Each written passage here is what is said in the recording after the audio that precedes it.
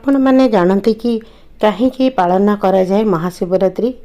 यही पवित्र राति रे भगवान शिवंक सह माता पार्वती दिव्य विवाह होइतिला बोली विश्वास रही। महाशिवरात्रि रे राति जाक जागरण हुए, उपवास और ओम नमः शिवाय जप करा जाए। जन्म जन्मांतर पाप नाश हुए बोली विश्वास करा जाए। बेलपत्र, दूध, दही, मधु और गंगाजल दे शिवलिंग रे अभिषेक करा जाए। मनोकामना पूरण हेब बोली कहा जाए।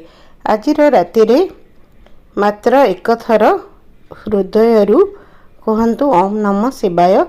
देखिए मनरे शांति और घरे मंगल और जीवन रे उन्नति आसीबो।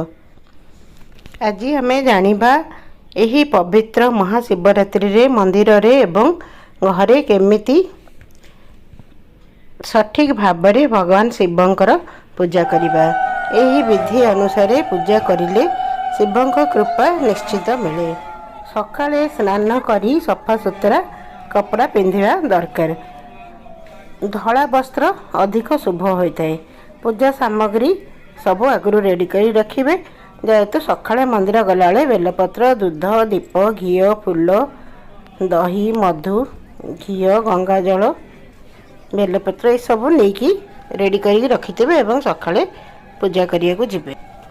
शिवलिंग रे प्रथमे गंगाजल चढ़ेबा, परे दूध, दही, मधु, घी दे अभिषेक करिबा एवं शिवलिंगर अर्ध परिक्रमा करें किंबा मंदिर बाहर मध्य अर्ध परिक्रमा करें। रात्रि समय रे महादीप उठी थाए, तेणु संध्यारे जाइकी दीप जलैकी बसिबे एवं तापरे मंदिर रे पूजा सरला परे महादीप उठिबो। महादीप उठी सारा पर आपण व्रत संपूर्ण हेबा एवं आपण राति रे किछि पणा ठाकुर को प्रसाद पाइकी रहिबे। ता परदिन सकाळु गाधेइकी पुणी आपण भोजन करि परिबे।